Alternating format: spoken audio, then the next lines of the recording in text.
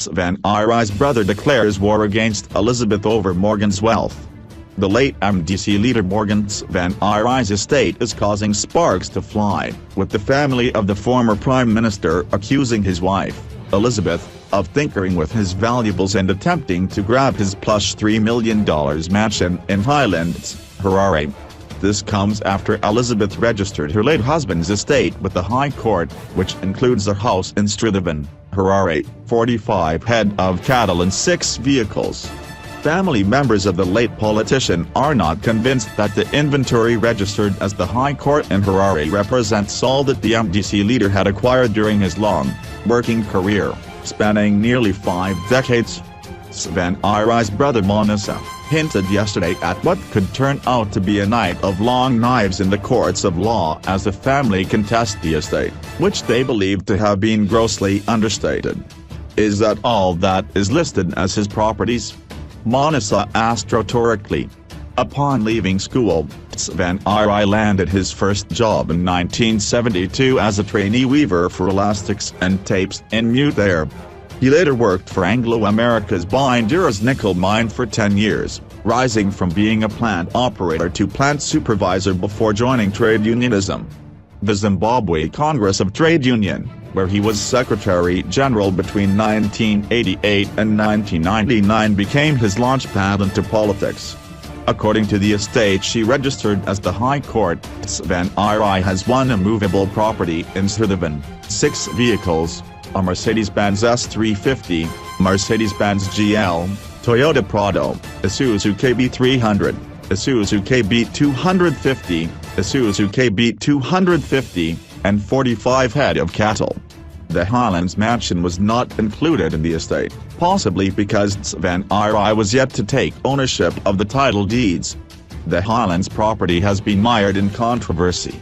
Government gave the MDC leader money to acquire the property when he was Prime Minister in the Government of National Unity, GNU, and had been reluctant to give him title deeds for the house.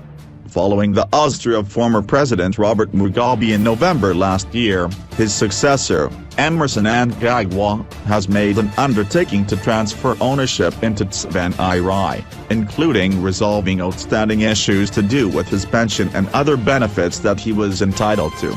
Tsvangirai passed on after a long battle with colon cancer before these issues could be finalized. Tsvangirai's other brother, Collins, referred questions to Monisa, saying his younger brother is the family spokesperson. Monisa, who has become the central figure among family members that are up in arms with Elizabeth, said he was prepared to fight to the bitter end to ensure that Tsvangirai's 9 children get the lion's share of their father's belongings. "We don't want anything, but those things should go to the children and not anyone else. We know that she, Elizabeth, has no children with Tsvangirai, so justice must be done. Ask her where she was staying before his death. We don't know where she was staying, she knows where she was staying, she cannot cheat herself, you cannot lie to yourself, your conscience should tell you that you are lying or not," said Monisa, implying the couple may not have been staying together towards the end of Tsvangirai's life. "As the family, we maintain that these things are for the kids. The children should be the beneficiaries. If she is a mother, she has an opportunity now to show us that. One thing that is clear is that those things belong to his children. The question that should now be asked, Akofurwandile? Who is grieving here? Is it the Makoka or Tsvangirai family? The tradition in our family is that when a man passes on, the children benefit and the children should then choose to share with whoever they want to," added Manis. Elizabeth was not picking up her phone yesterday. The Tsvangirai family has been at loggerheads with Elizabeth, the wife Tsvangirai married in 2012, for a couple of years now. While the couple had no children, Tsvangirai had 9 children, namely, Edwin, Bimbai, Millicent, Miriro, Ethan, Garikai, Rambidzai, Vincent, and Richard. Ethan is the only minor. Elizabeth also had 2 children with different husbands. Early this week, Elizabeth, who has taken charge of the former Prime Minister's palatial Highlands home, held a church service snubbed by her in-laws. Manasa said he was surprised that Elizabeth convened a church service without input from their side of the family. "I was not at the church service. No one from the Tsvangirai family knew about the church service. But the question is, who is the owner of the place where the church service was held? It certainly does not belong to us as Tsvangirai's brothers but his kids. Why have a prayer meeting without the Tsvangirai family? If people want to have a church service, why don't they do it openly?" said Manasa. Harassed by her in-laws since the time Tsvangirai was admitted to the Wits Donald Gordon Medical Center in Johannesburg, Elizabeth, 41, almost considered suicide as a flurry of accusations were thrown her way.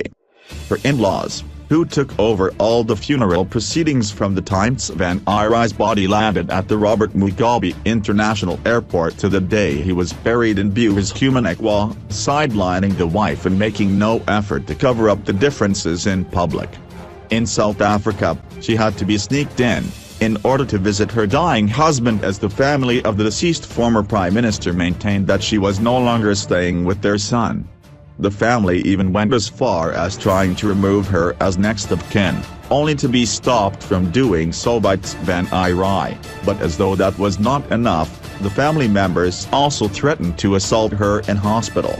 But Manasa said that she was never ill-treated, adding sarcastically that she was actually thanked on January 9 when the family asked her to hand over Tsvangirai to them.